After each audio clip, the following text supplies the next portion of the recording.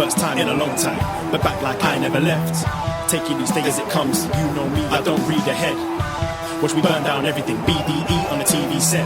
When I'm in control on the road, you can never really know what's up next.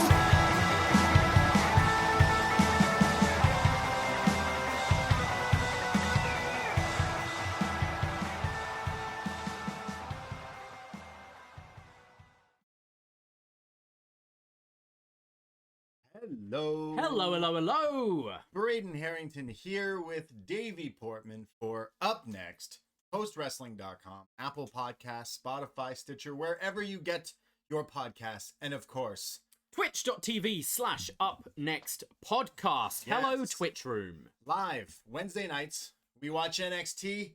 You know why. You know why. Because we're your NXT friends. Friends. Hey, we switched it up. Yeah. Wednesday night we watch NXT. We go live on Twitch. We record this podcast same time, Thursdays, 1 p.m. Not the same. Nope.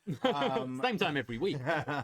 We do BD Elite, which is available now on this very free feed too. And we had a lot of people messaging at upNXT Podcast Twitter, like, "Hey, where's that show?" Well, it's like apparently it's an Easter egg of a show. If you use podcast apps like Spotify or wherever else, you find it there. But follow the Twitter because we like all that stuff as well. Yeah, it's the easiest way. If you're a patron or if you listen to this show every week, the easiest way to get it is just put that RSS feed in your app, and then you're never going to miss a show. You're going to hear all about our thoughts on Darby Allin and Sting. His dad's Sting. Yeah, and Forbidden Door. The Forbidden Door. I'm like the Mothman prophecy. Whatever I say happens. $1 million success. $1 million. Yeah. So thoughts on that, on the AEW side of things. Listen to that show. Yeah, and there was more about the Forbidden Door last night on Impact, and you can hear my thoughts all about that on Deep Impact, where I was joined by Post Wrestling's Andrew Thompson. So check that out. That's in the feed as well. Absolutely free. Yeah, all these free shows that we do. And before we get into NXT, this Sunday is Vengeance Day. Yes. But it's also Valentine's Day. Mm-hmm. So maybe you don't have a Valentine this Vengeance Day, but you have us. You do. You've got us. Out with Palentine's Day, not Palestine's Day. Palentine's Day. All right. Come hang out. Vengeance Day. We're doing a watch along for NXT TakeOver, and then we're gonna be live right after the show with a post show like we're doing right now, doing the show. So come hang out on Valentine. Absolutely. And patrons, keep your eyes on kind of your inbox and stuff, because we have started kind of taking calls for BD Elite, and perhaps maybe we'll do it for TakeOver as well. So that's a little perk for any patrons. So we'll be putting the Zoom link if you wish to call in for either of those. Yeah, and yeah, we've started taking calls on some of these shows, like BD Elite has become kind of the casual hangout brunch show. Yeah. This week, before we get into NXT, I'm sorry, but this week we've decided that maybe it's time to apartment hunt, possibly. Yes. Yeah. So me and you have been on this little hunt for maybe BDE 2, if you will, the search for more money, rent money. We've been kind of thinking that we want. We're done here. We're done at the BDE. I think we're being nice. Yeah, we're over it. We're in a basement. We've done it up pretty nice, but we don't have windows, and kind of been locked inside for a year. So we kind of have started the hunt for somewhere else to live, somewhere to move to. Got some viewings lined up. Yeah. We need to work out when we can actually move, but we're on the searching move. for accommodation, jobless during a pandemic. Let's fucking go. Yeah, great time to be looking. But we're in Toronto, and like we're downtown, and the city's kind of just emptied out. So a lot of people are out. So we're like, why not? So that's what we've been. Other than that, I'm still bored. My routine. I'm getting so old. So I think I've mentioned I've been like going on walks a lot. I've been walking a lot. Everything is clicking and crunching now. Oh. I've started you just saw I just bathed my feet for the main event. Oh, that sounds NXT. gross. Don't say that. What is it, directed by Tarantino? No. What did you do? You have injury. Epsom salts in the water and put yeah. my feet in there because everything hurts because I'm old now. Nah, Once you hit 30, Yeah. it's over. It's all gone downhill. It goes downhill. It's after gone that. downhill big time, yeah. Well, what are you now? Like 36? What did Tom Phillips say in that cameo I got you for your birthday? I think I told him to say you were 36. That I'm 36? Guess you feel that way now, don't you? Yeah. Tom Phillips was right. Yeah, so yeah, I don't feel like old. Maybe I do. I don't know. I'm so bored. Just like people, friends, family. I feel like still young. Like this sounds so fucking, but I sound young on the inside. But when I've started noticing that my body is like clicking because it's cold outside, crumpling and things like that, crumpling away, that's where I'm like, whew, all right, getting old. Wow, that's how you know your body makes those things. And the Twitch room are validating me. They're saying Epsom salt in hot water solves everything. Does it? So, okay. Yeah, I'm on the right track. Epsom salts with your feet in water, and that's like what, or maybe a bath. Just like help soothe them and okay. ease aches, pains and stuff. Unfortunately, we don't really have a bath that I'd feel comfortable lying down in. I'm a large man. I don't fit into most bathtubs. I'm not going to fit in that bath. Yeah. Maybe our new one. We could get one. We'll have like a hot tub in our new one. Yeah, we get a hot tub. Yeah, that sounds perfect. We're looking at one with a pool. We don't know why. No, not private pool. Yeah, not private no. pool. Which is like closed because it's a fucking pandemic. Yeah. But once it's not a pandemic, we'll have a pool. We just want a new place with a nicer kitchen that we can just Twitch stream when we cook. Yeah. Just Twitch stream everything. Yeah. 24 hours. I'm pretty sure Pollock thinks that's what I already do. Well, you Twitch streamed for the Super Bowl. Yes. Yeah. Did you get a chance to catch any of the Super Bowl? Yeah. I watched because I mentioned, I think last week, Weeknd, Scarborough man, Toronto King. I had to watch him. First Canadian Super Bowl halftime performance. I thought he did a great job. Yeah, I thought he did a great job of mixing like the modern way of music, but like kind of his old school way. His new music kind of is like this 80s influence and Blinded by the Lights, and I feel like he's got this whole character about kind of quote unquote sellout, and it kind of aims with the Super Bowl thing. But I thought it was really innovative. It felt like a cinematic match of concerts. Of like halftime shows. I thought it was really cool. I thought it was great. And he did some like an interlude that was from House of Balloons. Favorite too. Yeah, you don't know that at all. Yeah, I thought it was good. I watched some of the game. I will say I knew when it was time to. The game wasn't like, I can get into most sports, but as soon as it was like a blowout, right? Yeah, like it was. we knew what the score was going to be. Also, I placed some bets, so I placed a few bets for the Rumble, and had over £50 in my account, in my betting account. So I was like, you know what? I'm gonna just put it all on a load of random bets on the Super Bowl. Okay. So betting on everything from, like, I did a little parlay which was like the coin toss and the length of the national anthem and who'd get the first touchdown and all this kind of stuff. And won nothing. So anyone who says you shouldn't bet on wrestling, you're wrong, because I won money on wrestling, real sports, and placed way more bets on the real sports and won nothing. Yeah, I liked the commercials. I like watching the halftime show because I like music, no matter who it was. But I thought the Weeknd was the better halftime show for the past few years. But I'm probably biased, but commercials definitely was like, there was a stuff for Paramount Plus, but then there was stuff for. I know we went through our White Claw phase, and obviously we have the White Claw hoodie and stuff, but there was like 5 seltzer commercials. Summer. Yeah, I guess. There was like Michelob's got a seltzer, Corona got a seltzer, Bud Light's got a seltzer, like all these seltzers that we gotta do a seltzer show, but we don't get these seltzers. What, like a tasting? Yeah, thing. yeah. I'd be down in the summer. Yeah, in the summer. Our new place, in our new crib, on the balcony. Crib. We can bathe our feet in Epsom Oh salts. God! And we can test seltzers. Be wonderful. Sounds like a great life. Well, we mentioned it's Valentine's Day this Sunday, so come hang out with us on that. But patreon.com/upNXT, where we do all sorts of other podcasts. $5 a month, North American tier. It's your access to all the podcasts that we've done on there. But to honor Valentine's this week, we're doing a review. WWE St. Valentine's Day Massacre. Yeah, that one. Oh yeah, with Vince McMahon versus Stone Cold in the cage. Debut of Go Home Big Show. That's right. Yeah, he's not even Go Big Show yet, is He's he? the Great White. He's just Paul. Paul White. Just Paul.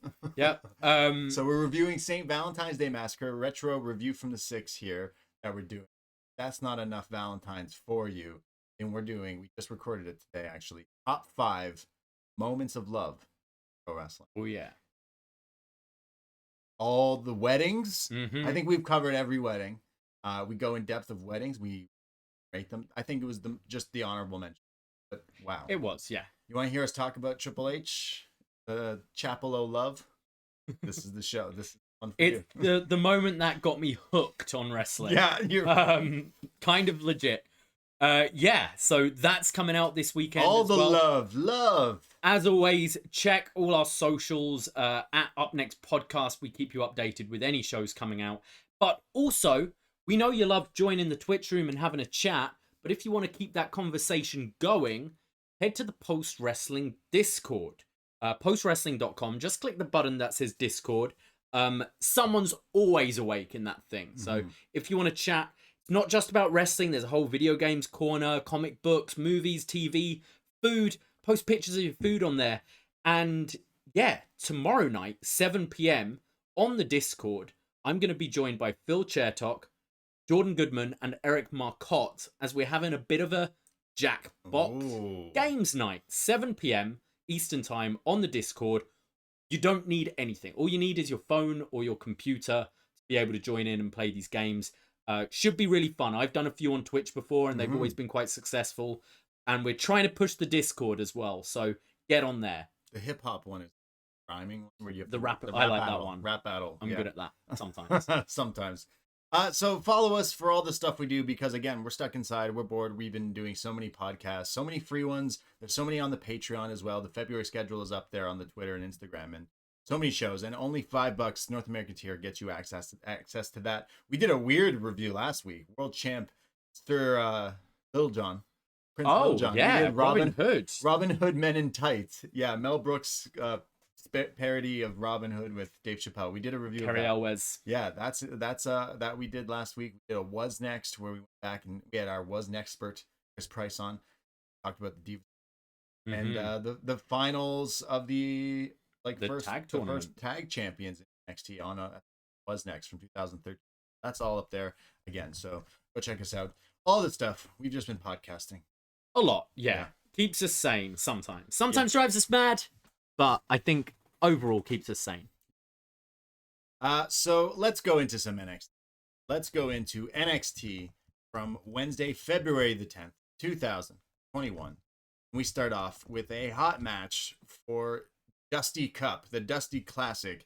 MSK come out to take on Legado del Fantasma. And we'll see who goes on into the finals of the Dusty Classic. We have MSK. It starts with Nash Carter, who's doing all sorts of fast technical stuff with Wild, but then he tags in Raul and he starts dancing around with Nash Carter. Yeah, I thought Carter and Mendoza had a really nice little exchange. Back and forth there. Nash Carter does a mushroom stomp. It reminded me of Mario here, where he jumps off one of the guys. He's just on fire. Enziguri's taking people out. But then Wild drop kicks him, sending him to the outside before a commercial break. When we come back, it's Carter who's getting beat up, but he hits another Enziguri, and then he finally tags in Lee Wesley, who comes in, and there's that that move if they've been doing. I'm sure you've seen it, everyone, but it's the move where the one guy jumps. I think it's Carter who jumps and Wes pushes him. The shooting star shove. Yeah, and a lot of people are like, oh, well, how would that what does it do? I think it does make sense if the guy's pushing you, it gives you more speed. Okay. And it hits you. But here, it's to the outside.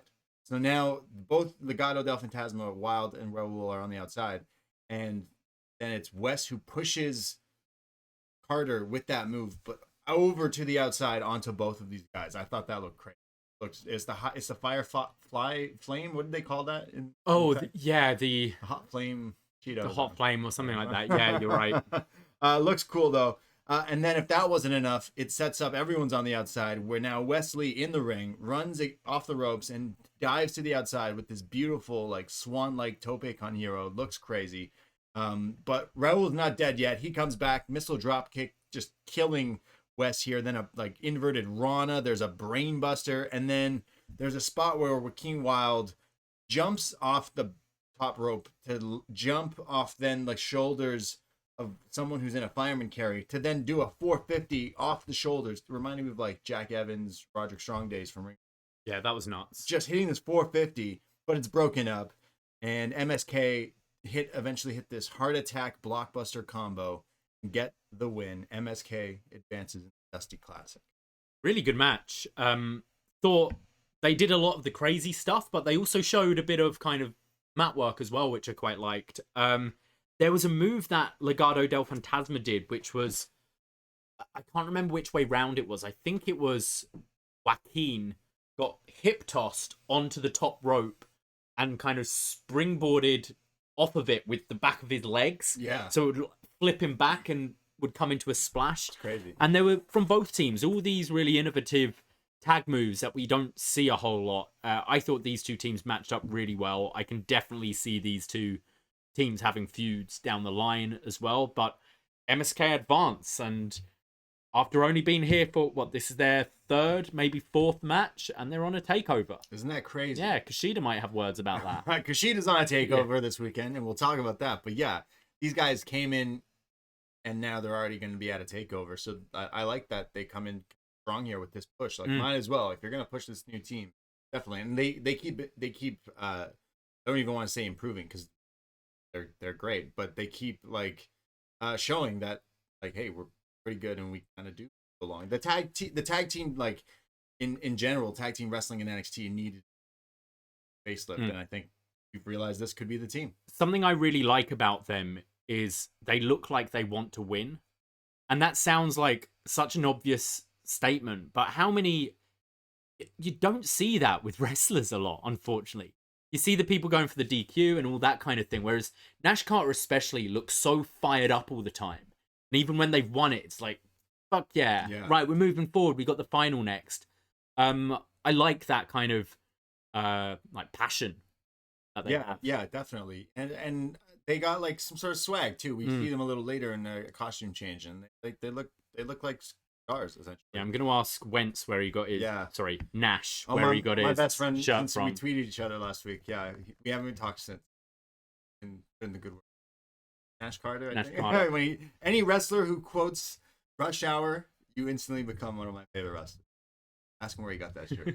I'll get Wes's shirt. I'm gonna ask Cena and Hogan to send me a picture of him in the shirt so I can send it to him. Yeah. And be like, yo, where'd you get this from? I asked Hangman where he got a bunch of.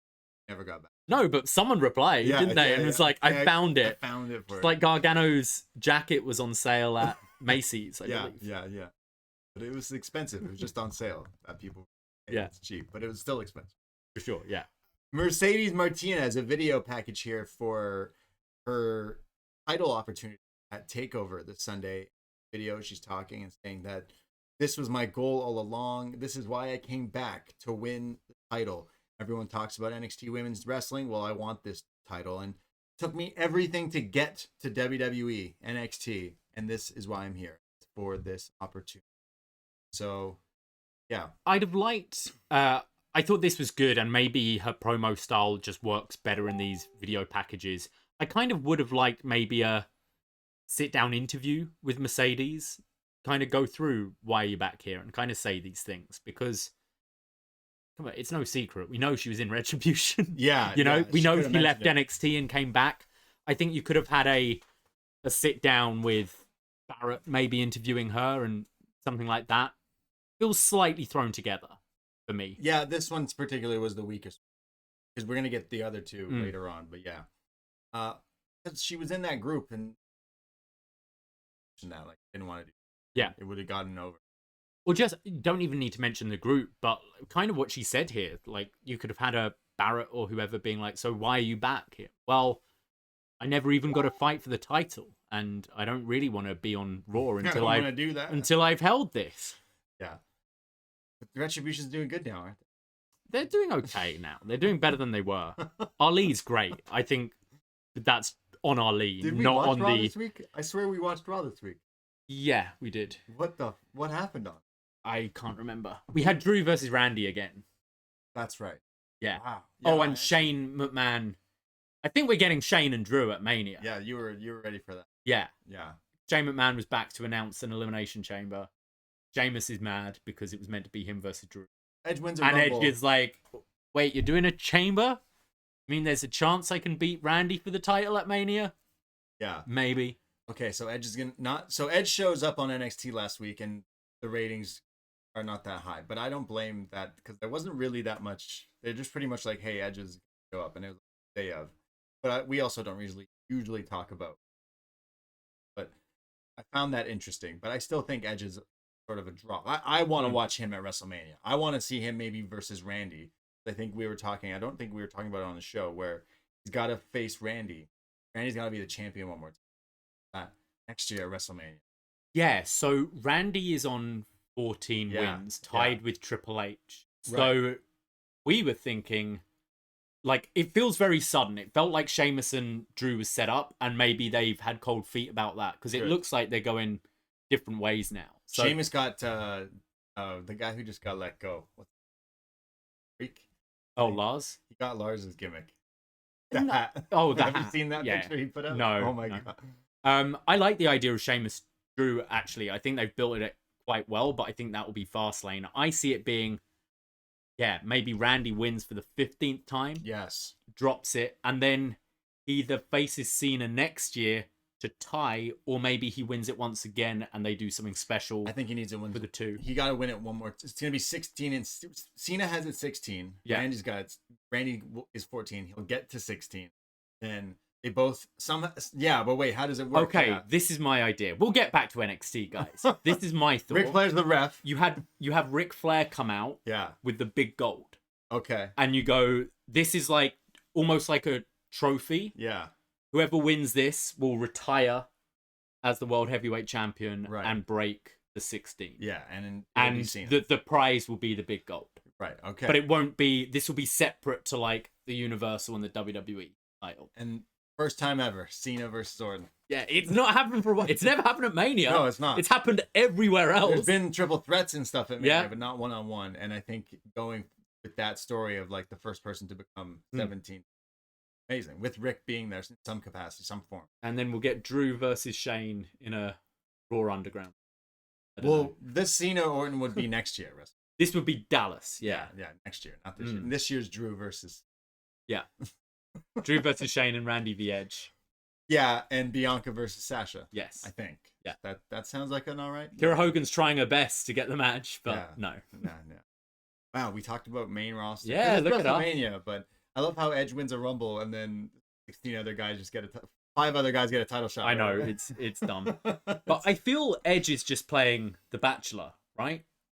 He had a date on Raw, date on NXT, date on SmackDown, had his second date on Raw to just be like, I kind of liked you. Kind of want to see how it's going. Yeah, and then he's going to make his pick, and is it they give a rose or something? I can't remember. I've never seen it. We should do just a podcast on that. Right. I tuned into NXT UK thinking he'd show up to challenge Walter. Why didn't that happen? He should be doing that. You should tease it. Like, hey, I like that title too. I did notice a Kaylee Ray t-shirt in the crowd tonight. He's coming. Maybe subtle. Subtle. A little subtle hint. They have Kaylee Ray versus Edge at Mania for the UK title. Yeah, sure. Yeah. WrestleMania is still like WrestleMania. There'll be some takeover of some that time. I don't think the same weekend. Maybe just before or maybe just after. Yeah. NXT can always do their TV specials. You know, like I reckon we'll get one after, mate. I think we'll get a takeover either a week before or after WrestleMania. Right. Yeah. Well, back to NXT. Yeah, what happened this week? Well, Xia Li comes out with her pal Boa, all black shades, down to the black shoestrings, and this leader, Tian Xia. This is Mei Ying? This is Mei Ying. Okay, I'm a little... I think Tian Xia is like the group okay. I think. And I think Mei Ying is the leader. Okay, well, she's sitting there on her throne. Might be wrong. Looking all spooky and looking all scary. The kind of like the grudge hair covering the ring hair covering the face. All scary. I want this mask she was wearing. Yeah. This face mask looked great. Yeah, they should sell them. So yes, Mei Ying. Apparently, you were right. It is Mei Okay. Ying. And as Xia Li's coming down to the ring with her sword, she's swinging it around awfully close to Boa. Yeah, Boa stood there like stoic He's and like, still, and then this sword's getting closer, and you see him just slightly edge backwards. Yeah, really. He was like, yo, calm down. So Zaya's about to have a match, but out come Casey Catanzaro and Caden Carter. And they're like, Zaya, what's wrong with you? Why are you doing this? Stop. And then Casey and Caden like turn their attention to Mei Ying. Casey sees Mei Ying wearing a face mask and wants to go talk to her. He's like, why are you doing this? Why are you doing this? And it's Carter who goes up more close to her, and then it's Zaya who like beats her up and takes her out, but then looks at this leader and is like, I'm sorry, that won't happen again. And I just love, out of all the people that we've seen so far that get to interact with this storyline, it's these two right away. I think it's because kind of they were. I saw Xia Li in the same kind of class as them. They were at the same level. They're like low mid card in the women's division. We saw them hanging out when, remember Xia Li, before she went away, she kind of had matches against them and was frustrated with the loss. You think you know me? But I don't know why they care so much, because she's winning now. She hasn't done anything particularly dastardly. Nothing, yet. What has she done? She's literally won matches. Did the other week, did she attack the person after? Yeah, she's done that, okay. So she's been a bit mean, but like, so is everyone that in WWE, yeah, you know? It's very strange. They're like, tell me who you are. But they're yelling at Mei Ying here. What are you doing to her? But they get beat up here, and then it's Boa and Xia who are like kneeling and like bowing essentially to Mei Ying. She grabs Boa's face, and then it's like basically a command, and Xia goes and beats up Caden and Carter, Casey and Carter even more. I totally glossed over the fact I was going to say there's a match there. There's technically a match, because before all this happened, she was attacked from behind from well, I know her as what? Cora Jade. Yeah, Cora Jade. Elena Black. Elena Black, yeah. Who attacked Xia Li, but right away gets beat up and roundhouse kicked, and Xia Li pinned like nothing, and that's what set this up. But it was just kind of a whole little like kind of like a little bit of a cluster here of like, what's going on? Where's my attention supposed to be? I think it does make sense though. Xia Li, like, it's a jobber match. We don't really need to pay much attention to that. That's true. And Xia Li's got her first feud set up, which is against both these, Caden Carter and Casey Catanzaro. That can keep her busy for a few weeks before you move her up. What I did like is she's still kind of terrified of Mei Ying. Like when Casey and Caden were getting involved, she was kind of pleading with her and saying, sorry. So although she's this warrior now, she still has fear in her, and there's still kind of a bit of the old Xia Li, because she doesn't want to let down this master. So I kind of liked that. I like the look of this like unit here with Boa, Xia, and Mei Ying. It looks like some effort has put they look cool. this, clearly, with that story last week and coming together.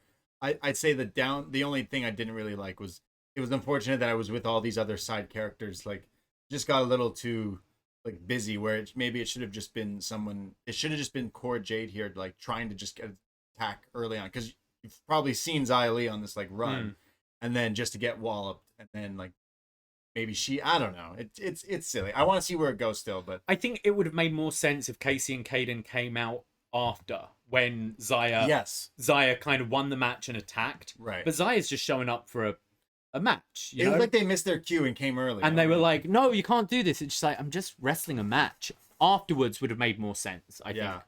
But I like the look of this thing. I want one of those matches. Yeah. Yeah, look cool. William Regal is backstage, and Mackenzie's trying to interview him, and he's like, hey, congrats to MSK. Can't wait to see them at the finals at TakeOver. And he opens his door to his office, and we see Scarlett. Her legs are dangling, sitting, and he's like, oh, hello. And she's playing with Regal's knucks. Yeah. Thought I'd have to say that. That's a funny thing of saying, but she's playing with his brass knuckles. Oh, Got it on display in his office. Why would you? He says, can I help you, love? She says, I'm here because if he comes, it won't be good. Escobar's time is up. So Regal says, okay, next week, Cross versus Escobar 1-on-1. And Scarlett says Draga. Draga? Yeah. You know what that means? Oh, no. She Draga. did something else before. Is it Russian she speaks? I don't know. Hmm. But that match is happening next week. Sweet. Karrion Kross versus Escobar. Oh. I'm quite looking forward to it because I think Escobar's great and I haven't been impressed with Kross. So I want to be surprised, you know? I want it to be good. I'm happy and I it's not want on to TakeOver, change though. my opinion of Kross. So yeah, I'm with you. I think a TV match, this could be good. I'm curious to see what this looks like. I'm more excited if this means an elevation of Santos. Yeah, definitely. Personally. Yeah, I think he looked badass after last week. Yeah. Whenever like a heel stands off like that, turning face almost in a weird way. We see Johnny Gargano in a wheelchair. What?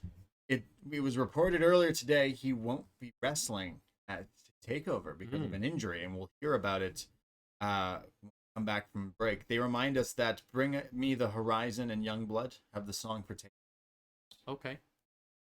Yeah. Is it nice? It's no They're an emo band, right? emo band. Yeah, Bring Me the Horizon. Yeah. I think selfishly like if you workout music. Sneaky D's. Sneaky D's emo night. Yeah. Yeah, that's what I really wanted. Yeah. That's what I missed. Youngblood. With okay. Maybe they're wrestling fans. I reckon this is kind of the music Gargano would listen to. I reckon he's into the emo music. We were listening to Boney M earlier. Rah rah Rasputin. Oh yeah. We're all over the place here at the BD. And I listened to that Tarzan Boy way too many times. Still from AEW. So we have The Way, Johnny Gargano, Austin Theory, Candice LeRae, and Indy Hartwell. And Johnny, yes, is in a wheelchair and his arm is in a sling here.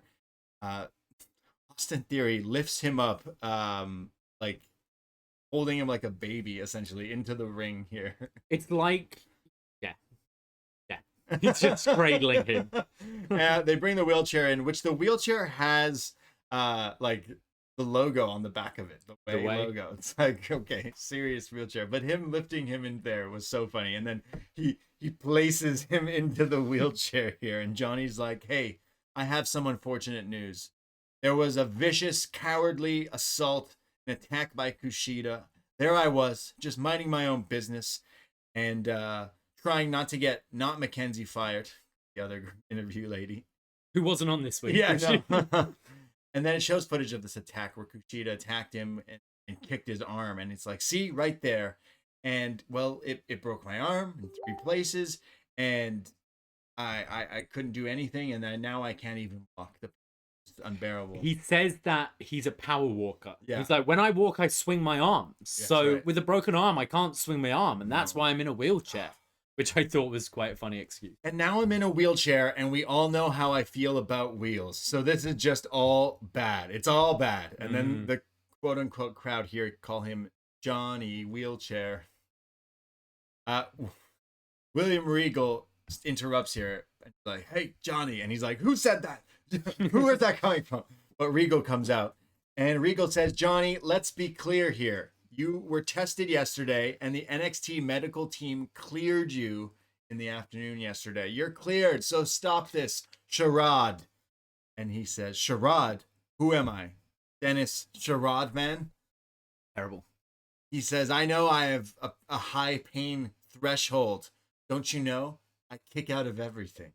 But I'm in a wheelchair. I need to heal. I need this injury to heal me up so I can go through rehab. Yeah, you can have a beautiful day YouTube tribute video for me." And as he's like going off, Kushida appears standing with The Way, but no one realizes Kushida's like He's there for a while. Yeah, he's hanging out. The Kush creeps up on you, and after realizing this, Theory's beat up, and then Johnny's taken out here, and it's basically revealed that Johnny does not, in fact, have he was lying. And Kushida takes him out, and He starts off by doing the baseball punch to Theory. yeah, But it just looked bad because he was stood like next to him. He had to turn and like punch sideways. It just looked really weak, I thought. So kind of setting up. So because Regal said if you can't fight, then Theory could be your surrogate fighter for you in the match, but Johnny now revealing like, no, I'll do the match. I'm so. I quite like how they use Twitter and stuff to set things up, because we were questioning during the day. We go, oh no, is Gargano off? But kind of found it weird that it's Theory posting the video saying that Gargano's injured and he'll be fighting tonight and stuff. But I quite like the use of that, because it brings intrigue going into the show tonight. It's just the same criticisms I always have. I think Johnny is playing it very well. I think both the Kushida and Johnny Gargano match shouldn't be a comedy build. Sure. For me. Yeah, I mean, we'll see more of it later on tonight to kind of change that. But it felt comedy all night to me. Like you've been doing this the last few weeks. Like, I know the match is going to be fantastic, but they'll probably deliver a match that's nothing like the story it's been. Yeah, it'll be serious, which I'm fine with. Well, I'd say Johnny ends the night on a more serious note. Okay. He definitely changes his tune a little bit later, but it's not the last we see of this, because he's still kind of selling that his arm is injured, but Kushida's going to face Theory later on tonight. We have Candice LeRae and Indy Hartwell, who stay there because they are in the next match, the Dusty Classic Women's match between Shotzi and Ember and Indy and Candice. Tag team here. The winners go on to TakeOver as well. We have Shotzi in her Starman face paint attire. David Bowie. Yeah. But then Ziggy Stardust. Ziggy right? Stardust. Yeah, that's right. Yeah. Ziggy played. That's the creepiest David Bowie impression I've ever heard. I love Bowie. He is creepy though. He's creepy. That was creepier though. What's with his eyes too? I don't know his eyes. I don't trust him. I like him in Extras. Pathetic little fat man. I love the Life Aquatic with Bill Murray. With Steve. Oh man, the music in that is crazy. The acoustic, like Portuguese Bowie is great. Yeah. Shout out Shotzi's face paint. Clearly, we love Bowie here. But Shotzi's getting beat up. Clearly, Candice and Indy are not fans, and they're putting Shotzi under pressure. Oh, yeah. See what you did there? They beat her down here. Candice hits a eat defeat on Shotzi for a near fall, but Shotzi comes back with tags to Ember, and then there's like a hangman neckbreaker style and a flying code breaker double team move here for a near fall. We go to picture in picture, but when we come back like after Shotzi getting beat down, they come back and hit like more creative offense, like more code breaker and pump kicks and stuff. But then there's like the way with Indy who lifts Shotzi up or Ember up here, while then Candice does a lion salt, so it's like an assisted kind of double, almost like the Young Bucks do with that swanton move that they do with the rope assist. There's then the wicked stepsister stomp, and Indy Hartwell flies off the top with a elbow drop, Macho Man style, for a near fall. Ember barely broke it up. A bit more like is it Grand Metalik or Lindsay Dorado who does this? The elbow. Oh, Xavier Woods does it as well. Kind of like walking along the ropes and springboarding off the middle of the rope, the elbow. Tyson Kidd as well. Yeah, exactly. Yeah. It was more like that rather than the kind of Macho Man, Shawn Michaels, CM Punk style. Well, there's Ember who barely breaks that up, and then there's an Eclipse in there as well. But then it's Indy who's trying to pin Ember after taking her out. Shotzi off the top hits her back senton off the top, crushing onto Indy, pins her. Shotzi and Ember Moon go forward. Dusty Classic. I quite enjoyed this. I thought this was pretty good. I was kind of worried because last time we saw Shotzi and Indy mix it up, it wasn't particularly pretty. But I thought everyone worked pretty well here. The right team won. You're going up against Dakota Kai and Ember Moon. That was kind of my one thing. I didn't really see them going heels versus heels in the final. So I think the right team won here. Yeah, it was Indy. Sorry, I see Frank in the chat is saying, hey, it was Indy who covered Candice. Sorry, my mistake. She saw the move coming, so Indy took the spot. Moved for Candice. But got pinned. So, yeah, Ember and Shotzi going forward to face Raquel and Dakota Kai at TakeOver. They kind of do a little standoff here. We'll see lots of face-to-faces. Oh, a lot of face-to-face, if you will. More to come on that. But we have our I thought this was a fun match as well. I could have went either way, but it makes sense that Shotzi and Ember face baddies at Take. We have Santos Escobar. He says that he's happy that Cross gave him time. Yes, give me time. Well, I'll give you time. He sends his boys who are like, hey, we're sorry that we lost tonight.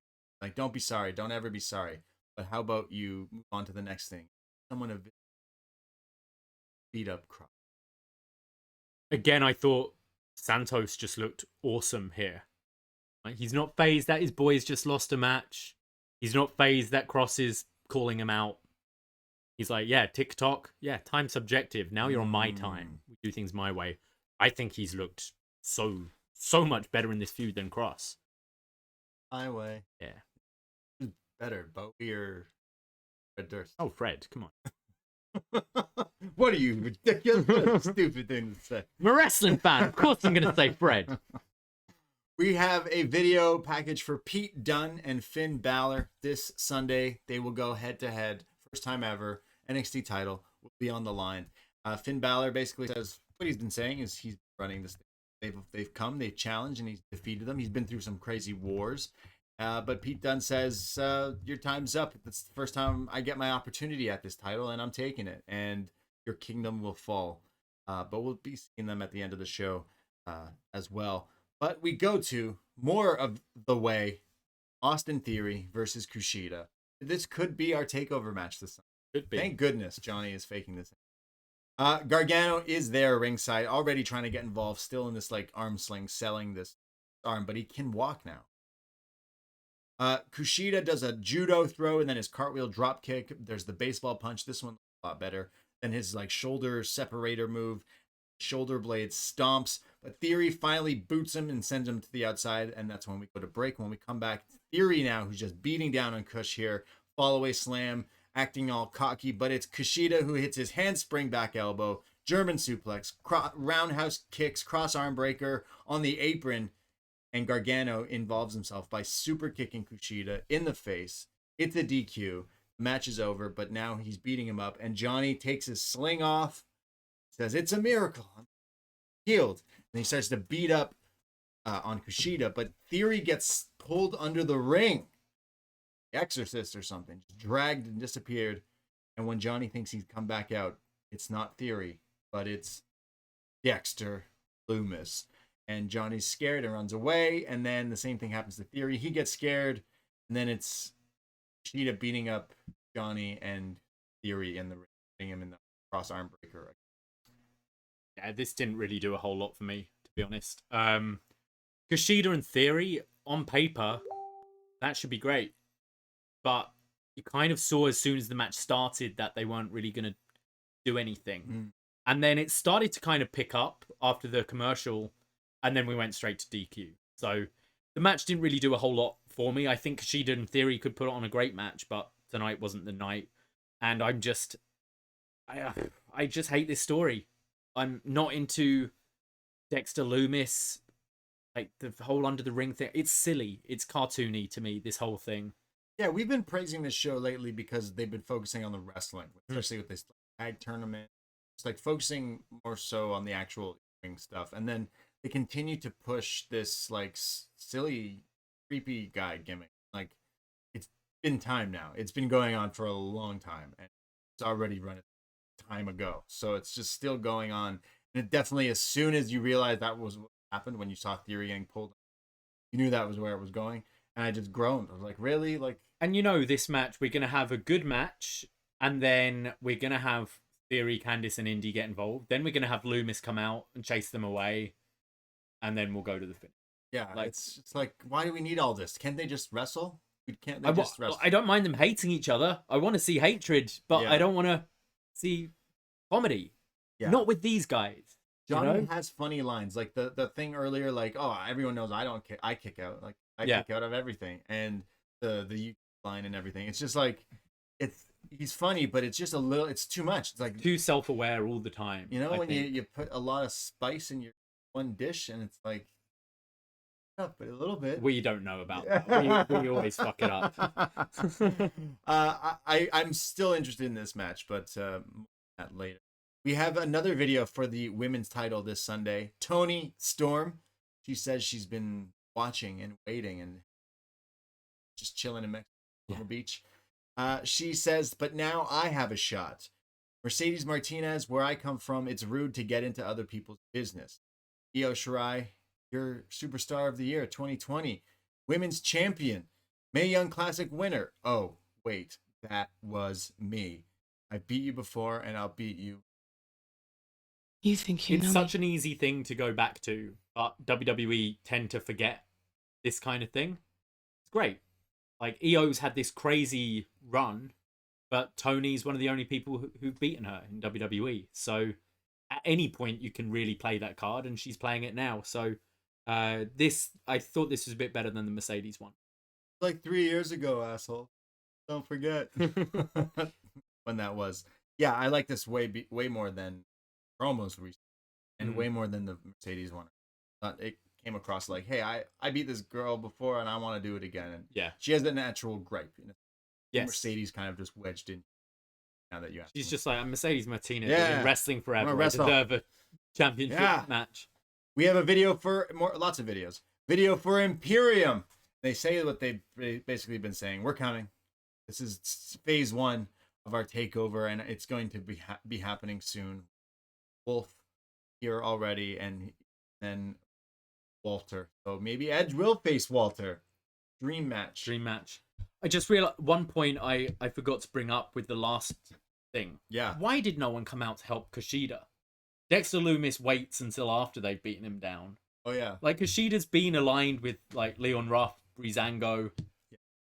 Like, Guess he's not. I like, it's one of the things that I appreciate in wrestling. AEW, whenever they've had a beatdown or something like that, they explain why someone hasn't come to help. They've explained, oh, well, he's just had a match and the showers are the other side of Davie's place or stuff like that. It's the little things like that where you go, oh, okay. Breezango weren't booked today, so they can't help. They weren't. You here. know? They weren't here. Yeah. They weren't here. Sorry, it was just another thing that just pissed me off about that segment. No one has friends in wrestling. No one. And then I guess. everyone has friends. I guess. Will Walter show up? He be involved in? Maybe he fights I Finn think at WrestleMania. Remember that we were supposed to get that match. we're supposed to get that match. Yeah. I think he's got to be showing up at some point, or otherwise they wouldn't be showing these vignettes. Yeah, definitely. NXT UK has some interesting stuff, like the Miko Satomura being there now. Definitely speaks. Like I'm gonna watch and check that out because I genuinely am interested. Kind of adds some flair over there a little bit, I think. But there's some characters that are like coming up that are maybe could be going forward. I'm interested. Walter's still the champ there. I think I'll just still watch it when I hear a good match. Yeah, to be honest. Listen to Shot in the Dark. Returning next week, Shot in the Dark. Shout out John Cena. We have Karrion Kross. We just see these bodies laid out here with Legado del Fantasma just taken out. Kross says, "Hey, you know, like they always say, you should have just done it yourself. Want to do something? Take me out yourself instead of your friends, these guys. And next week you get your match with me, and I'm gonna do exactly what I did to." We didn't get to see what he did, so. They just lied down, didn't Yeah, they? And then he's did. like, I put a ladder on top of the one guy. I just set it all out. I don't know. This didn't do anything. I can still see, we didn't see the shot, but I can still see Santos just seeing this and smiling, being like, all right, Yeah. you beat up Raul. Cool. Yeah, I guess. Well, Well, I'm looking forward to this match, actually. as it cuts to the commentary table here with Beth, Aid, and Vic, they're all talking, but we start to hear this horn honking, car, honk honk, and they're like, "What? Someone? What?" And the camera goes backstage to the parking lot, and we see beautiful Lamborghini, Daddy's Lamborghini, in the parking lot, pulling up, and in the car, out comes Cameron Grimes, Yeah. the return. Cameron Grimes, as he comes out in a brown suit jacket, no shirt, taco meat hanging out, brown pants to match, great cowboy boots, and a lovely hat and glasses. And glasses. Yeah. Fashionable. And he says, "I bet you weren't expecting me." And he pulls wad of cash. And he pays off these guys to go valet park his car. And he's just paying everyone who's opening doors for him, walking in. And as he's getting into the ring, he's looking at his Apple Watch. He's fixing his glasses. Comes into the ring with all this cash. And he says, all right, everybody on your feet. Everyone who's on their feet gets a reward. He's saying, whoever's on their feet, I'm going to give you some money. Everyone get hyped. So the You crowd, hear on commentary, sit down, Wade. yeah, Wade's getting excited, yeah. So Cameron Grimes is back, baby. Ha ha, he says. I started, I realized, he says, my feud with Dexter, I had to fight him, and no more doing that. I was over that. And I was sitting at home, and I think he found video games. And I started getting into video games. And I thought to myself, why do I even wrestle? Video games are way better. So I like video games so much that I found this store that sells video games called GameStop. And I went into a GameStop. Doors opened. And those lights, they just hit a little different. And he says that GameStop is like a Limerick, what is it? A Limerick order or something like that, meaning pointing up. Stocks going up, Okay. Meaning Cameron Grimes is going to the moon. And now I have so much money. Yes, he invested in GameStop. He got all those shares. Good for him. And now he's rich. He says, I don't even know what to do with all this money. He's pulling out wads of honeys, just dumping them, throw them in the air, showering himself with it. Elon Musk makes spaceships, and I just pulled up in one, baby. I'm so rich, no one can tell me what to do, not even William Regal. So I'll tell you something, William Regal. You can kiss my grits. Everybody at home, you can kiss my grits. Dexter Lumis, kiss my grits. He's rich now. What do you think we're getting first? A Kiss My Grits shirt or a Tian Sha? Kiss my grits. I think we'll get Kiss My Grits Kiss my probably grits. tonight. Yeah. Tonight. Kiss my grits. Good to see Cameron Grimes back. He's hilarious. What a weird flex. This seems very current for WWE. Yeah. On Raw, we've got Riddle talking about 51st Dates and Air Bud. And now on Don't disrespect Airbus, but yes, yeah, MVP is better than. And now they're capitalizing on the GameStop shares story. Yeah. What, a week after it happened? Like, bravo WWE, you got your ear to the ground there. Kiss my grits. I worry with Grimes at times that sometimes it's a bit too much. Again, it's the same thing with the Gargano stuff. He's very good at it, but he's a better wrestler, I think, and we'll see where it goes. But I found this quite entertaining. The Lambo as well looked beautiful. Yeah, he's funny. I know he's a good wrestler. We like the more serious wrestling side of him, but clearly they're still going with this comedy character. And it's so ridiculous, but as soon as you kind of make it current, then you're like, all right, I'm interested in seeing where it kind of goes with it. So he said he's gonna invest his stocks into other stuff like dog. Yeah, he's gonna lose it he's in gonna a lose all his week or money. two. Yeah, he's gonna go broke and then sign with Robert Stone. Probably. You'll like see him go to those security guys asking for the money back and like, have you spent it yet? That kind of thing. Because I've shown you Only Fools and Horses before. I'm getting Del Boy Rodney. They always strike it big and become millionaires, as they say, and then they lose it. Yeah, all the time. That's basically what's gonna happen here with Grimes. But he told William Regal to kiss his grits. Kiss my grits. Do you like grits? Do you know what those are? No, they're gross. Yeah, I don't really like. It's like southern breakfast food. Yeah, I've been to some Cracker Barrels states. Yeah, and I'm not sure how I don't really like. I don't like what's the greens as well called? Green. It's just called greens. I know the biscuits and gravy. Biscuits and gravy are good. Yeah, I love like burnt ends and the barbecue stuff, but grits and greens not too grits. Hot on. Grits. Yeah. Kiss my grits. That's from like every movie in like Kiss 90s. my grits. Yeah, it's such a cowboy thing. Kiss. So I'm excited to see more Cameron Grimes. Why not? What else was he? For sure. Yeah, he stole MJ's gimmick. Yeah. Stocks. Business. A business Cameron Grimes. I like how he's going to them. Like that. Johnny Gargano is backstage and he says, hey, Real Mackenzie, as she's interviewing, but he says, I'm going to cut to the chase. Takes the mic away from her. Well, talks into it. And he says, this Sunday, Gargano versus Kushida is a dream match for a lot of people, but not for me. It's just an opportunity. An opportunity to remind the world who the hell I am. Not just Johnny Wrestling, but Johnny freaking TakeOver.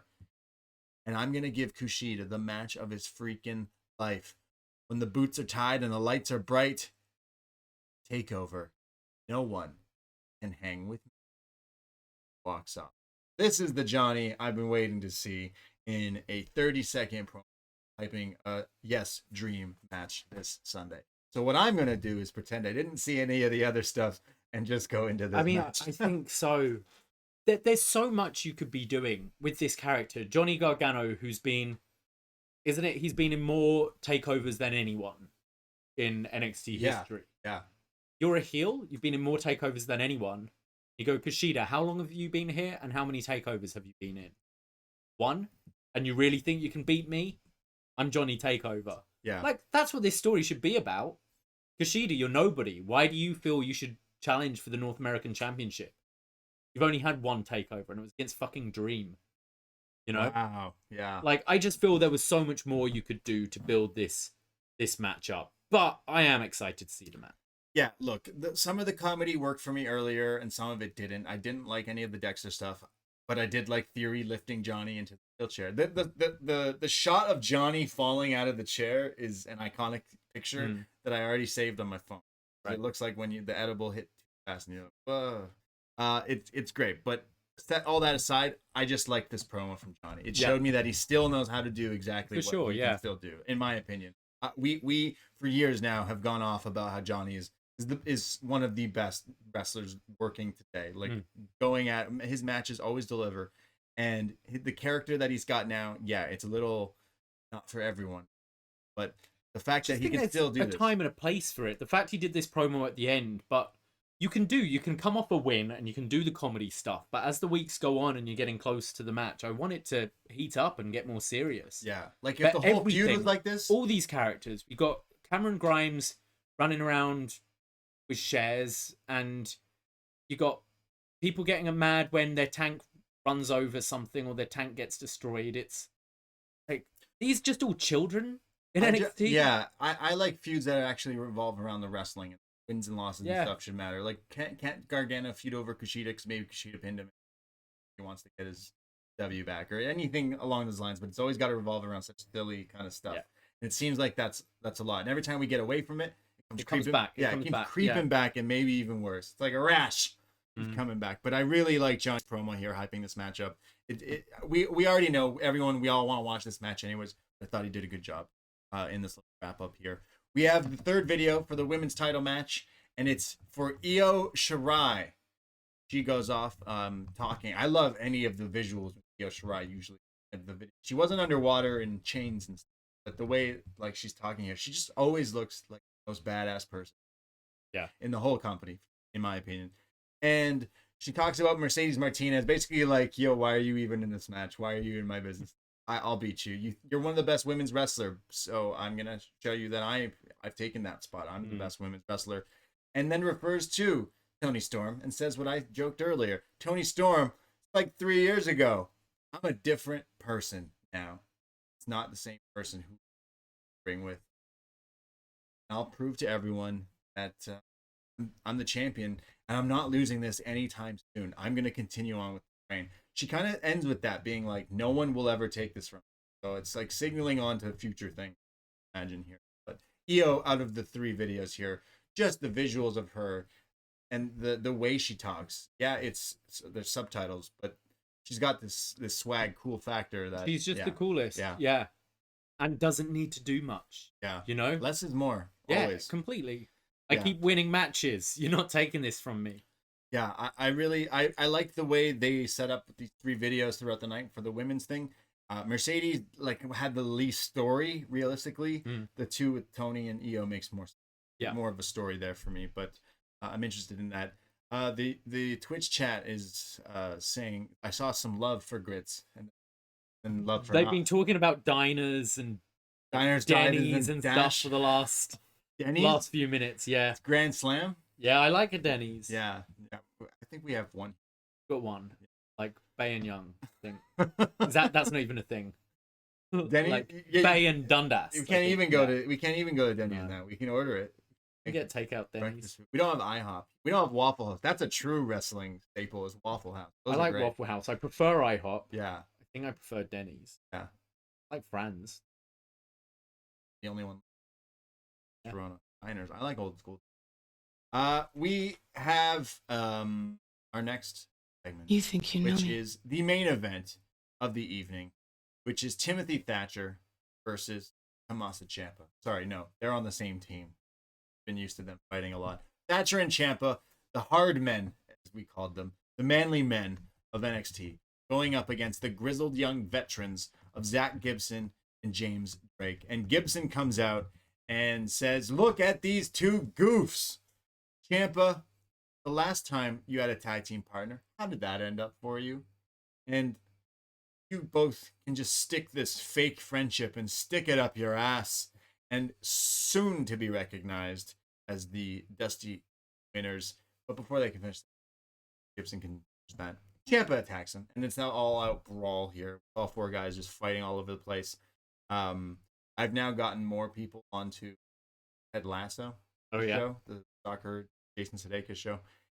But in everyone scarves.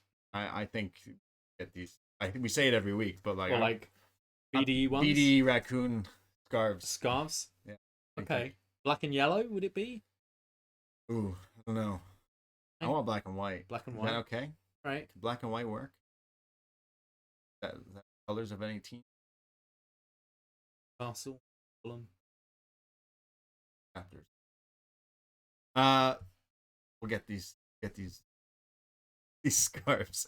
So Zach Gibson and Thatcher are doing a little bit of a dance here. I like all the guys in this match, considering Grizzled Young Vets have been this like kind of established team that didn't quite get the like push they got here when they landed because of the pandemic kind of messed up. So here's kind of their retribution in this tournament. I felt like this tournament is helping specifically this team so far.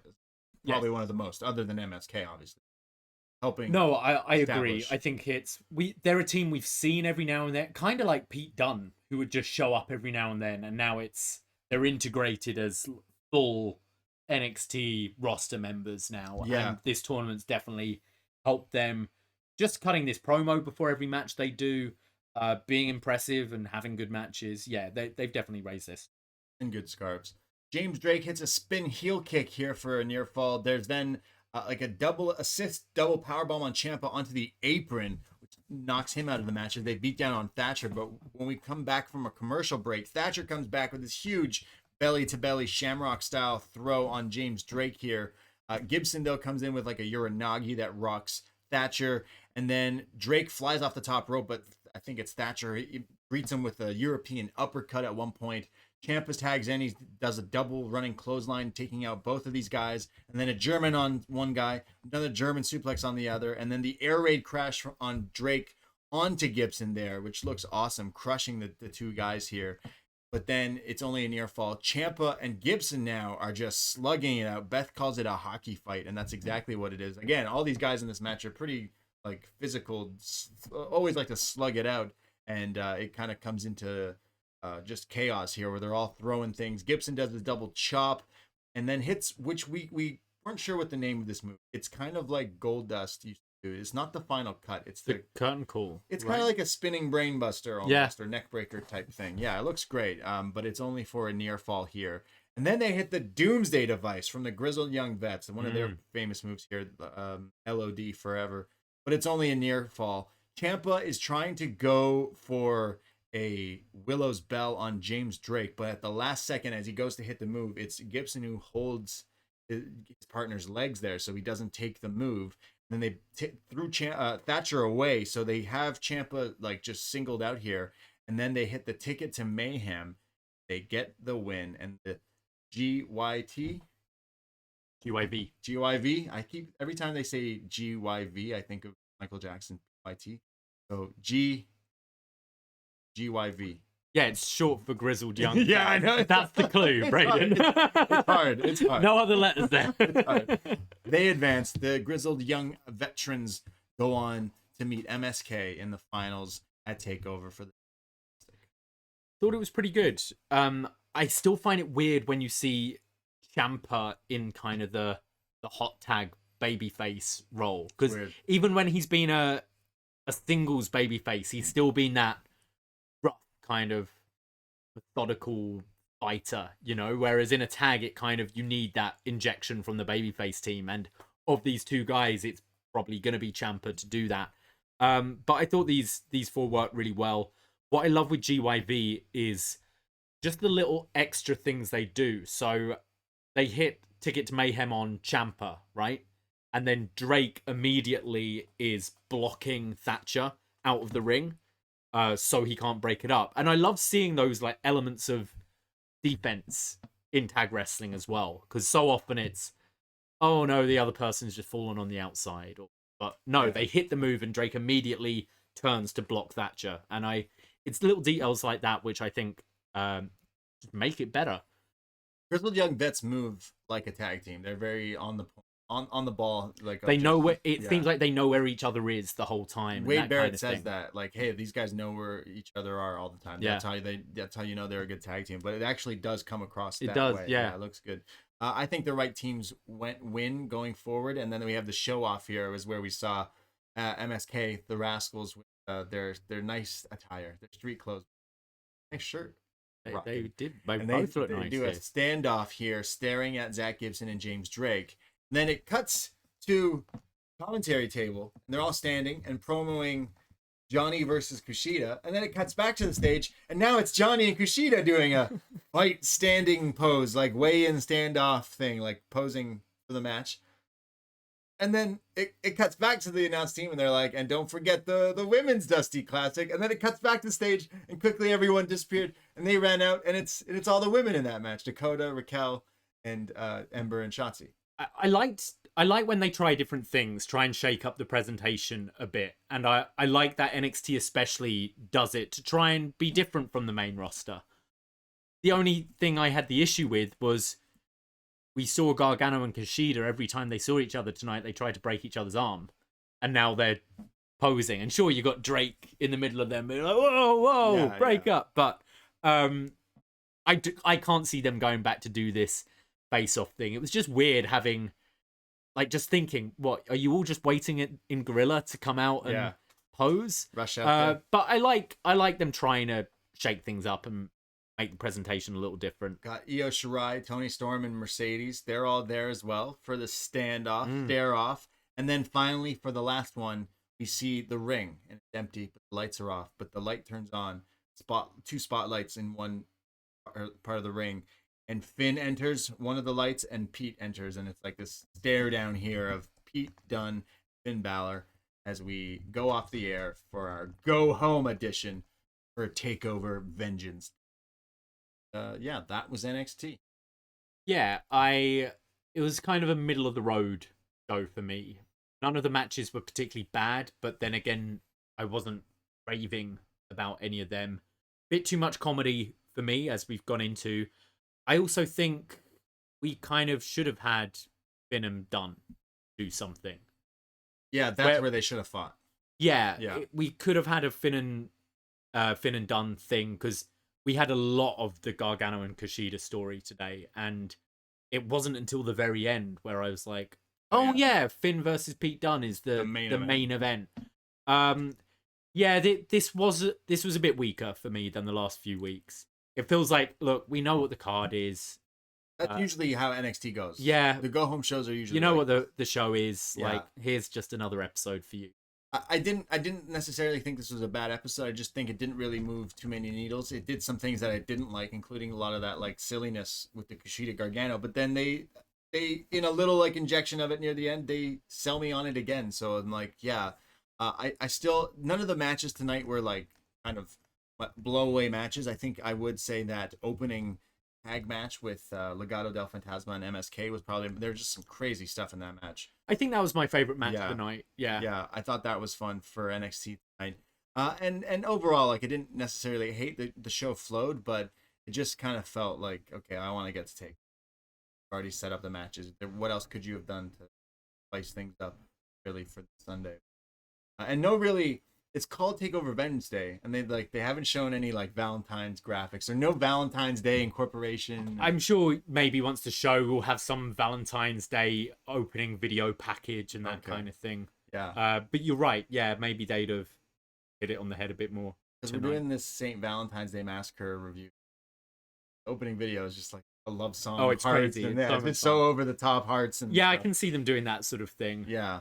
I'm surprised they didn't try and do on What's Next. We've got this Sasha Banks angle. We're talking about NXT 2013. Yeah. There's this whole story of Sasha Banks as a secret admirer. Right. Yeah. Like something like that, I could have seen them doing in the weeks leading up, just to have some sort of thread of the Valentine's Day thing. Yeah. I want I'm spending Valentine's Day with you and all our friends on Twitch. Yeah. As we do a watch along, so I want some hearts and the cinnamon candies, and I want to see some production of the Vengeance Day Valentine's. Cinnamon candies, is that a thing? Those little hearts and cinnamon hearts. They're cinnamon? Aren't they cinnamon? They're red, the little spicy hearts. Oh, I'm not aware of that. What? I know love hearts. They're lovely. What are those? They're like The messages? They're like, have you had? Oh, I gave you refreshers once. I bought Yeah. back. You know those round things that kind of fizz up in your mouth a little bit. Lifesavers. No. Okay. Yeah, but these are love hearts, and they got a heart on one side, and then on the other side it says stuff like "Be mine." Yeah. Or, Okay. Yeah. Me and you forever. I like the funny ones. They like someone a little candy heart and it's Lick me. Lick me. Oh yeah, yeah, sure. Those dirtier ones. Shall we do a bit of a rundown of the card and some predictions Yes. before we go to our feedback? Let's do some predictions looking ahead this Sunday for Vengeance Day. And it's the women's title on the line. Io Shirai versus Toni Storm versus Mercedes Martinez. I will say that I think Io Shirai will retain and continue this reign terror, if you will, as being the most dominant women's champion here in NXT. Yeah, I see Io retaining too. I feel we've got to have that Io Raquel match at some point. Yes, WrestleMania. WrestleMania weekend takeover or whatever it is. Yeah, that's what I see. So I see Io retaining. I think this match could be fun though. I think you could do some innovative stuff with the three of them stuff. But if any title change, it would be Tony. But I do not see that. I mean, there is always that thing with the triple threat where you can have the champion lose without being pinned. But I can't see what the kind of picture is afterwards if you have Mercedes or Tony. Doesn't make sense. What about the Dusty Rhodes Tag Team Classic men's side of the tournament? MSK, Wesley, and Nash Carter versus the Grizzled Young Vets, also known as the GYV. Zach Gibson and James Drake, who is going to win this? Again, because you've got to think you're going to go against Danny Burch and Oney Lorcan. So I imagine it would be the babyface team. MSK winning. Yeah, I think that could just jumpstart them into becoming this hot team here in NXT, totally taking over the show. Honestly, I think the winners of this. Well, we didn't say that. I forgot to mention William Regal at the end here briefly said that the winner of the Women's Dusty Cup gets a title shot at the WWE Women's Tag Title. So I'm assuming the winner of the men's gets one too. Yeah. Oh, they'd NXT. already confirmed the men's. Yeah. Women's, they said that line though, which is. At some point. So it's down the when line. we want to pull the trigger. Yeah. We'll do that. That could be whenever. So I think the women's is a bit more open because those tag titles could change hands 3 more times before NXT get a shot at it, you know? I want Dakota Kai and Raquel Gonzalez to win. Yeah. I think me too. I prefer them to Shotzi and Ember. And especially if you're having MSK win the men's, you might want the heel team. Yeah. But I do see that that singles match for Raquel. So maybe she's doing both for a bit. You just don't like Ember. I find her irritating. Yeah, I do. Got the X-Facky? Kind of. There's that stare down at the end between the two teams. Like, why are you all moving so much? It's like just watch video it game, back. Street Fighter, Mortal Kombat. But it's not. At least that is just like your fists are up and you're rocking back and forth. This is just they're like pointing at each other. They're all doing the belt imitating. I like ghost thing. belting. Ghost belting's the best. It's just like you're not normal people. So you think the heels are going to win that too? Dakota and Raquel? I think Raquel and Dakota. So MSK for the men. And I want Dakota to get something. Yeah, Come on. I agree. Johnny Gargano versus Kushida, North American title.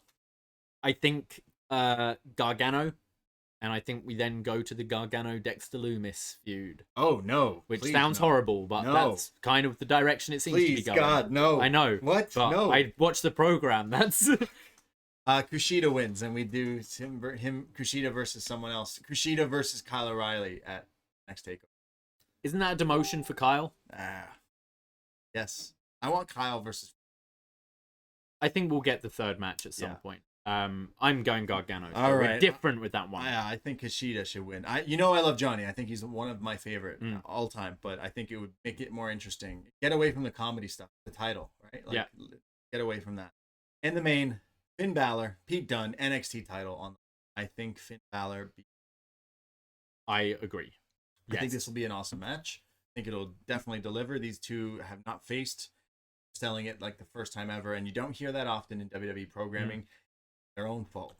Yeah, but I mean that's pretty interesting because like anyone, like any wrestler in the UK and Ireland have probably fought each other at some point. So the fact that Dunne and Finn have never, they've always been in separate places. It's pretty crazy. It's pretty crazy. I think this match is going to be great. Yeah, I think this takeover is looking to be awesome. We say this every time going into a takeover, but it looks like it will deliver. Takeovers usually, they always do. So yeah, I'm looking forward to this, and it could go either way. I see Finn having, like, Finn still has the cross match he'll get to at some point. Right. I think there's still the third Kyle O'Reilly match at some point. Yeah. But also, you never know when Vince will want him back. You know, we've seen in the past how Viking Raiders were just suddenly called up and it's, we've got to drop these tag team titles. So at any point, Vince could want Finn. So you never know. It's not out of the realms of possibility that Pete Dunne could win this. Chris Leone brings up a good point that in the chat. Yeah, Raquel and Dakota versus Shayna and Nia could be interesting, seeing that Shayna and Dakota have quite a long history in NXT. So yeah, could go that way. Is Nia the champ? Tag champ, yeah, with her whole. Oh. Yeah. Well, let's go to feedback. Forum.postwrestling.com is a post-wrestling forum, and if you post any comments or questions, we'll read them here on the show. It's free to sign up, all that stuff. Would you like to start here, good sir? Yeah, we start with Mystery, who says, "Hiya, that Cameron Grimes segment was absolutely outstanding. Easily the best WWE-related comedy segment done in many years. Wow. Speaking of segments, that Io Shirai promo package was vastly superior to the Tony and Mercedes packages. Hopefully they change course on the main event, though, because I'm not feeling Balor done as the main event. Kushida touched the title. Bad news for his hopes at TakeOver. Question of the week. I don't know if Brady watched Raw this Monday. Well, I think we established earlier we did, but we couldn't remember doing it. But what are your thoughts on Lacey likely beating Asuka for the title at Elimination Chamber and then very likely doing Charlotte Lacey at WrestleMania? The Charlotte Lacey feud has been absolute trash fire in every aspect, and the matches have been easily the worst women's matches since the Diva era ended. I just hope that Asuka finds her way onto the WrestleMania card after losing the title. Maybe challenge Io or something, especially since they have history together and there won't be a takeover during WrestleMania week. Well, that we know. We don't know for sure. There's still some. I definitely think, in some shape or form, there will be some sort of big event that their takeover mania. It kind of got taken away from us last year because the pandemics hit. So they'll do it. Yeah, they'll do a take. It's not going to be Mania weekend. I don't see the point yeah. in doing it if you're not having fans going. But yeah, I think we'll have another one soon. I think Asuka Charlotte is the WrestleMania match. I agree. We've got the streak. 2 pay-per-views, right? So Fast Lane, you can do the Charlotte Lacey blow off if you need to. I think it will be Asuka and Charlotte going at Mania. Lacey versus Rick. Lacey in the Battle Royal. Oh, Lacey and Cardi B. Sure. Yeah, probably. Crooked Letter 9, a hot go-home show that proved my predictions. The Dusty Cup finals are a toss-up. I called the women's tag title shot being up for grabs, and it heightens DK and Raquel versus Ember and Shotzi. Cameron Grimes cashing in on the GameStop stocks during his layoff was hilarious stuff. So was Johnny's Batista-like whiny promo. Xia Li ruled. NXT does women tag team wrestling so much better than the main roster. And I love the old school hard sell for Sunday with the stare downs. Cupid's got the night off on Sunday. Mm-hmm. Yeah. We go to Frank, who says, Dusty Cup matches were pretty fire. MSK Legado was excellent, and the main event was hard-hitting fun. Love the MSK rocket push. We got 2 finals set up that should be good to great. We got Cameron Grimes, ha ha, stock trader. I personally thought he was pretty hilarious. I even had fun with the way Kushida stuff. Not the Loomis part, though. The fake Loomis chants had me cracking up. Yeah, we had piped in Dexter Loomis chants. Yeah. Don't think that chant's ever happened. And most important, we got our Tian Sha fix. TakeOver will be lit. No real big complaints. See you Sunday in the Watch-Along Fire Chat. Yes, and finally we go to Jordan Beatwell, who says, enjoyed the American Diner conversation in the Twitch chat.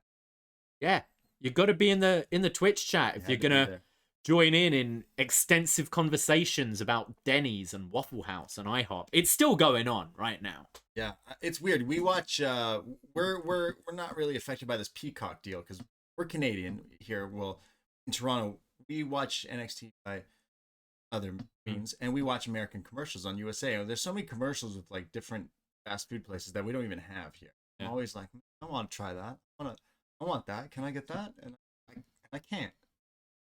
The Shamrock Shakes are back though. We can't do much. To be no, honest. Yeah. No, we really. Thank God we got wrestling. Yeah. And you'll always have us, like this Sunday for Valentine's Day. Palentine's Day with the BDE. Come hang out, watch along for Vengeance Day, and then afterwards, maybe you don't want to watch along with us. We'll be live afterwards with our post show for it as well. So I'm still calling it the TakeOver Heartbreaker. All right. Yeah, so come hang out with us as well at UpNext Podcast, Twitter, Instagram for all the updates of all the shows we've been doing. Patreon.com/UpNext. Only $5, North America tier. All the podcasts we do, everything in the back catalog. So many shows. Karate Kid, Killer Clowns from Outer Space. There's so many reviews up there. So many best matches ever. Go check us out. Yeah. Yep. And one final plug. Tomorrow, 1 p.m, twitch.tv/UpNext podcast. You can join us for BD Elite, our AEW review. And if you're a patron, call in. We'd love to hear your feedback. And then tomorrow night, 7 p.m, on the Discord, it's games night, so come join us there as well. Postwrestling.com Discord. Yes, and I've learned now where this thing has come from, and it's the show Alice. Okay. But take care, goodbye, be safe, and kiss my Ritz. Ahoy!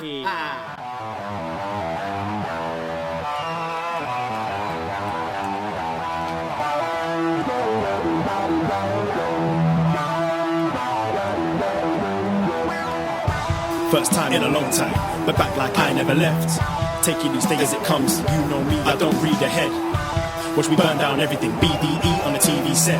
When I'm in control on the road, you can never really know what's up next.